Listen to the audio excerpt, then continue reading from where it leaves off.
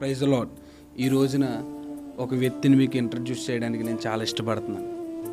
ఆ వ్యక్తికి 2 కిడ్నీలు పోయి, హార్ట్ ఎన్లార్జ్ అయిపోయి, ఎడం కన్ను చూపు పోయి, కాళ్ళు చేతులు పడిపోయి ఉన్న సిచ్యువేషన్లో మొత్తం ఊరంతా అనుకున్నారు ఈయన చనిపోతాడని.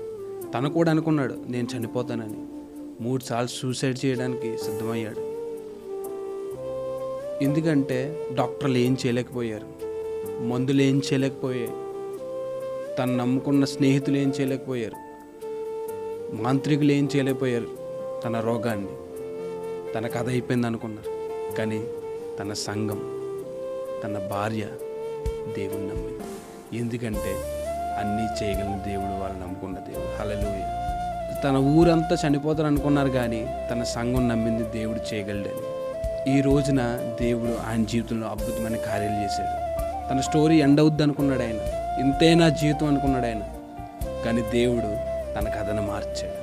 ఈ రోజున గొప్ప సేవకుడిగా తయారు చేశాడు ఆయన. అనేక సంఘాలు కట్టాడు ఆయన. ఒక గొప్ప సేవకుడిగా ఉన్నాడు ఆయన. ఇదంతా దేవుడు అయిపోద్దన్న కథని మార్చాడు. తను ఎవరో కాదు, మా నాన్నగారే. ఈ రోజున మా నాన్నగారి జీవితంలో దేవుడి కథను ఎలాగైతే మార్చాడో, మీ జీవితంలో ఎందుకు మార్చాడు? మీ జీవితంలో ఎందుకు కార్యాలు చేయడు? మీ జీవితంలో కూడా చేస్తాడు. మీ కథను కూడా మార్చుతాడు.